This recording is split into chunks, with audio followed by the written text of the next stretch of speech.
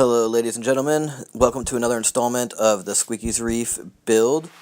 Today I'll be going over my Aquascape. Now originally I wanted to use Pucani. I really like the look of the Pucani rock, but I guess they stopped selling it or something and it's really expensive now. So I went on Amazon and it was like $50 for 40 pounds, and I went and I got 3 boxes of that. It was all shipped to my house for free in 2 days.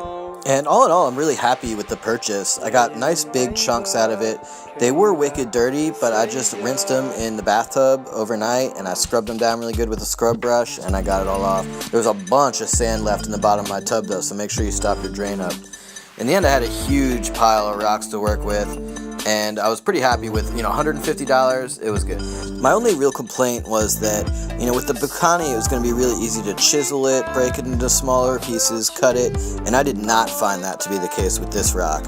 I could basically not even get through there with the chisel and a mallet. I whacked at it, and I could break the pieces into like 2 smaller pieces, but there was no way I was making caves or cutting it with a hacksaw to make a flat end or any of that. So when I had a good variety of pieces that I liked and I was pretty happy with, we put a little piece of tape on the floor to mark the size of the tank, and then I put cardboard on it so I wouldn't damage it. And then I had everyone just take turns in the family, like laying out different scapes, and we took pictures of each one so we could go back and try to build it back up later. And eventually I settled on one I liked.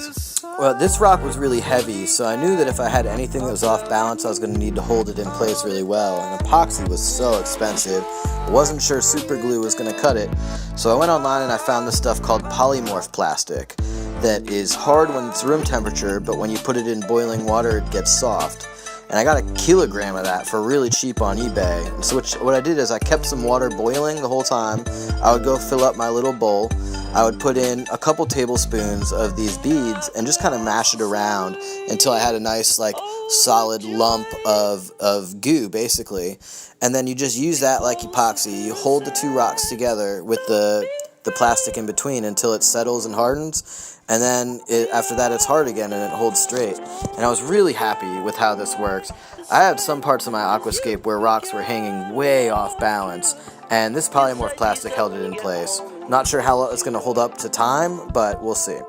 The one thing that didn't go as planned was the design that I wanted didn't end up fitting in the tank with enough room for the algae scraper to go all the way around the side, so I had to go with the runner-up Aquascape. So I had some debate about what kind of sand I was going to use. I was looking at the Carib Sea Pink Fiji sand, and I was going to go with that, but it was really expensive and I couldn't find it locally.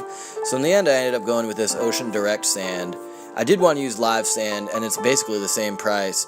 And I know that there's a variance in these bags with grain size from small to large, but some of the larger pieces I found were really large. There's a couple whole shells in there, and I do want some sand sifters eventually, but I'm sure they'll be able to just not pick up those shells. I don't think it's going to be a problem for me.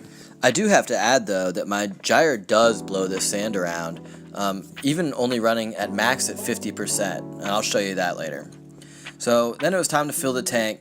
Now I'd been having some issues with my RO machine. I deplete my DI resin really quickly, but I just put some new resin in, and it took me probably 3 days to fill this tank, just filling up my 32-gallon brute with RO water, mixing salt water, adding it to the tank and repeating, and I just saw the level rise, 4 or 5 inches each time, but eventually we got it all the way up there.